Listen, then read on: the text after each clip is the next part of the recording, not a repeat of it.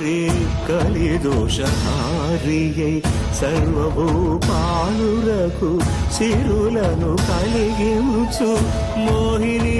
కృష్ణులుగా మోహము తొలగించు గరుడ వాహనమెక్కి ఘనదాస్యమును చూపు హనుమంత సేవలో అభయం ప్రసాదించు గజవాహనముపై